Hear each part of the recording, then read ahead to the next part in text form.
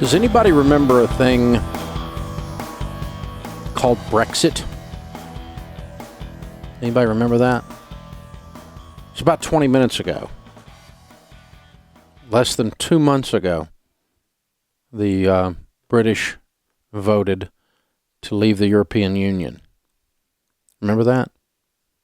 Remember how the world economy was going to collapse as a result? Because they didn't want the EU telling them how to run their entire freaking country.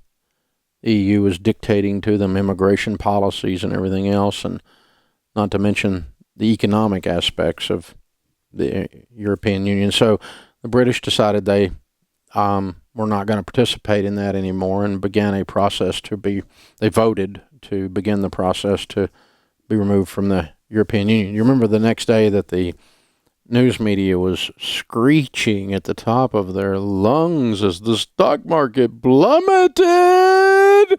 Dave, what do I do, Dave? I'm going to lose all my retirement, Dave. My entire retirement account is worth zero, Dave. Oh, don't you remember this?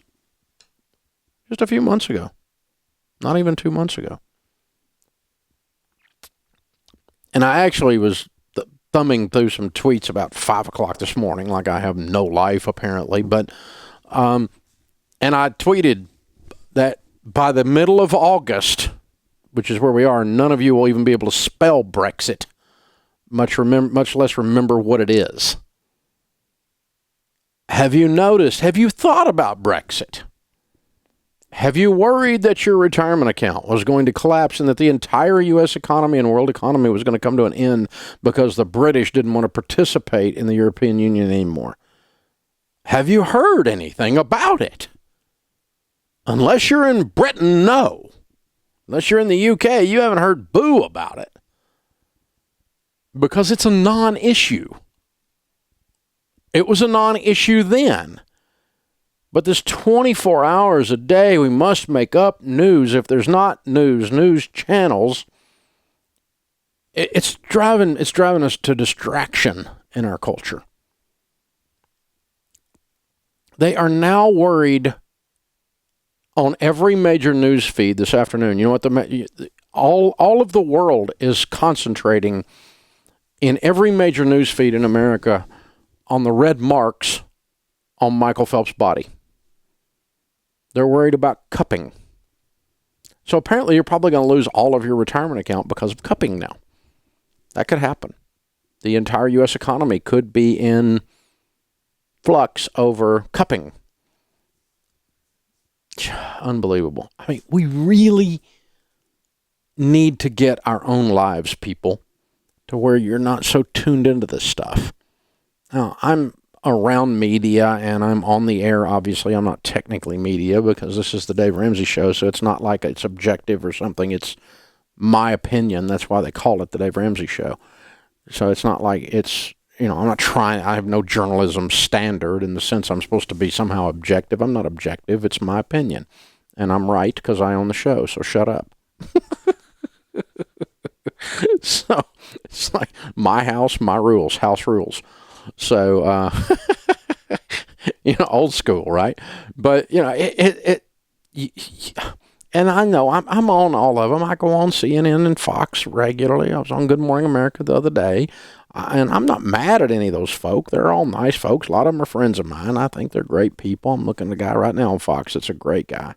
He's just a buddy of mine. They're good people. But, some of y'all need to keep in mind that if they haven't got something to scare you about or make you angry about, they haven't got anything to talk about that's going to get ratings. And so you need to understand that the way you build wealth is you do not use the evening news or CNN or Fox to set the tone of your emotions around your investing.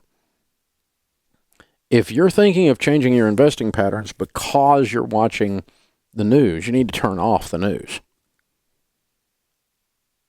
My friend Zig Ziglar used to say he would get up every morning and read the newspaper and read the Bible so he could tell what both sides were doing.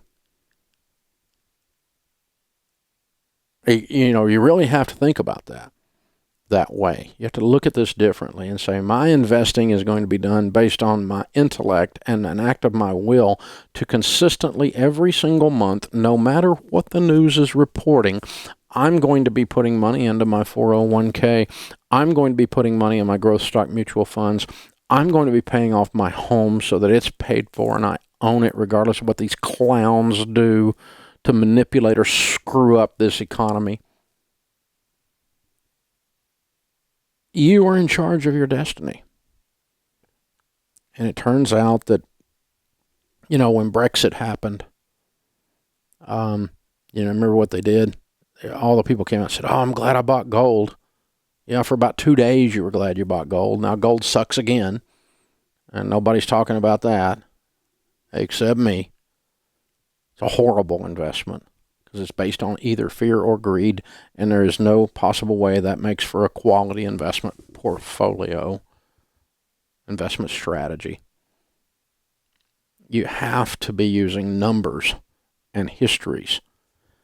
And Dave, where do you think you're going to get over 10% in the coming years with the current crises that we're facing?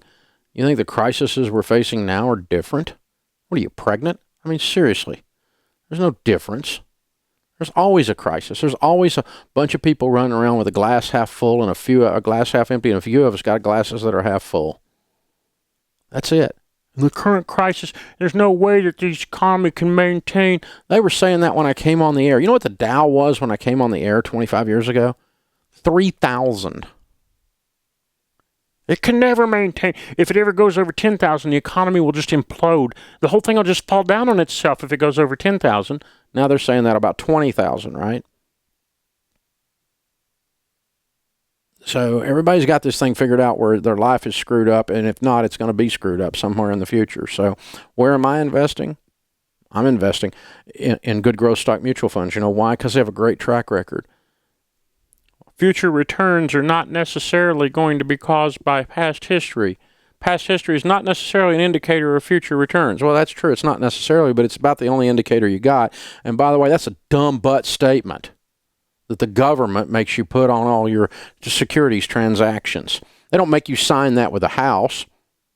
When you buy a house, you don't have to sign a piece of paper that says, well, houses have not always gone up in value, and your house is not guaranteed to go up in value. They don't make you sign that, do they? No, but when you buy an investment, you got 43,000 pieces of paperwork because the government is scared to death that you haven't got any sense, because some people don't have any sense, or that somehow you're going to get screwed because somebody told you your investments are going to go up. Past history is no guarantee of future returns. Well, it's not a guarantee, but it is an indicator. That's why you buy a house in a neighborhood that's called a good neighborhood, because the past is an indicator of the future. That's why when some guy has done drugs for 14 years, you don't hire him to work for you, because his past is an indicator of his future. That's why when some guy sleeps around all over town, then he wants to date your daughter, the answer is no, because the past is an indicator of the future. Yes, the past is an indicator of the future. To say otherwise, only the government would say that with a straight face and go, past is not an indicator of the future. Well, of course it is, you stupid fools. Of course it is. It's about as good an indicator for forecasting in business or in anything else as we possibly have. That's why I'm so comfortable when some kind of crap like Brexit comes along and everybody's screaming like a beagle chasing a rabbit. World's coming to an end, but I'm not going to panic about it. Matter of fact, when it drops down, I'm really tempted to drop a serious chunk of money in right then because I'm that sure it's going to come back up. So here we are, the middle of August, and I just had to remind you, I told you so. Brexit's history. Your life didn't change. Keep investing. Don't slow down. And yes, past history is an indicator of future returns. Otherwise, it's stupid. This is the Dave Ramsey Show. Hey guys, thanks for watching. If you enjoyed this video, click the subscribe button to get the latest content and check out these other great clips from the show. You can do this. That really is the message. Whether you've got $270,000 in student loan debt or $27,000, whether you've got a $50,000 income or a $500,000 income,